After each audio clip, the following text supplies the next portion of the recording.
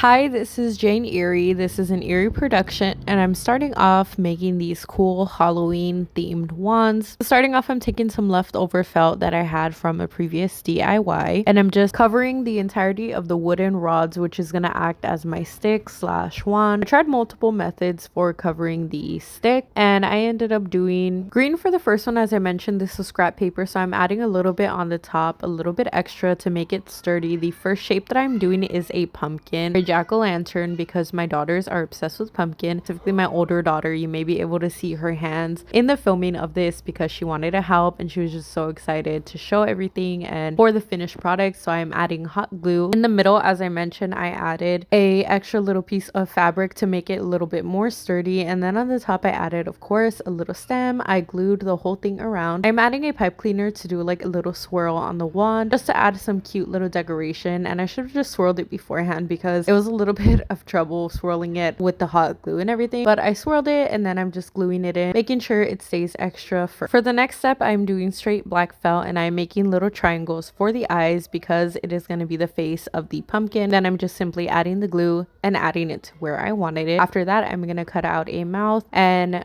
make the mouth for the jack-o'-lantern. I was debating on whether I should do like teeth or like a scary face or something else, but I ended up just going with the classic like smile and the little teeth cut out of it. It was a little bit too big for the pumpkin, so I ended up having it make it a little bit smaller. This is the second one. I did another jack-o'-lantern because both of my daughters wanted jack-o'-lanterns. I made this one and then my daughter wanted help. This is a design that she went for. She didn't want a missing tooth, she wanted to add a tooth, so we ended up doing that, and everything else is pretty much the same with the green stem and then the green swirl. This next one probably has to be my favorite. It is for my son and it is going to be Coney from the game Plants vs. Zombies. Plants vs. Zombies has always been one of his favorite games since he was little, and it's just something that's so nostalgic to our household and we hold near and dear, so I thought why not go ahead and make him a Coney.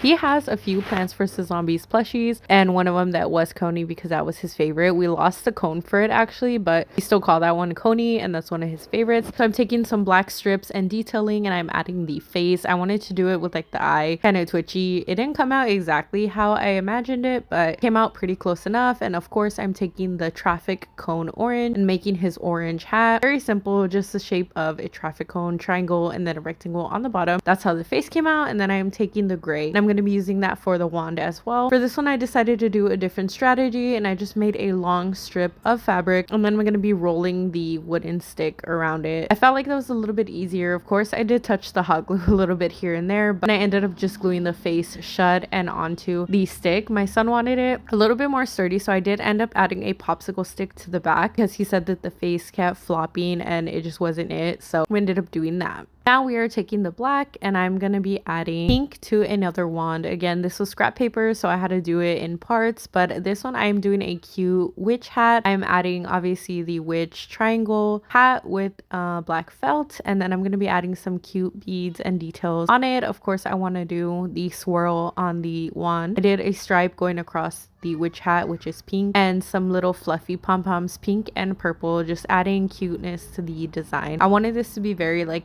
sparkly kind of witch versus like scary kind of witch. I added a purple swirl and then I'm taking some ribbon and I'm adding it so it could kind of look like a fairy kind of wand on the bottom. Once I have that all nice and dry, I'm starting on the next one, which is going to be a ghost wand. This one was the most simple to do. I just did a little ghost shape. I glued both of them and then I did a face with the black felt. Just simple, the black rod on the wooden rod, the black felt. It was super easy, just swirl it and that's pretty much it. I did want to show way more about how they came out like towards the end, but of course the minute I gave them to my kids, they are obsessed with them and they have them all over the house. They've been playing with them nonstop, which I guess is a good thing that they ended up being a hit. But these are how they all came out. I really like them. I really hope you guys like them and it inspires you guys to do something similar. You can do a Halloween theme, especially since it's Halloween right now. You can save it for Christmas and do a Christmas theme, which I'm probably gonna do some of those during Christmas time again as well. Or you can do anything you like, really. It's all up to you, to interpretation, and there's so many different ideas that you can do with this as well. I really hope you guys enjoy. Thank you for watching. I'm Jane Erie and this has been an Erie production.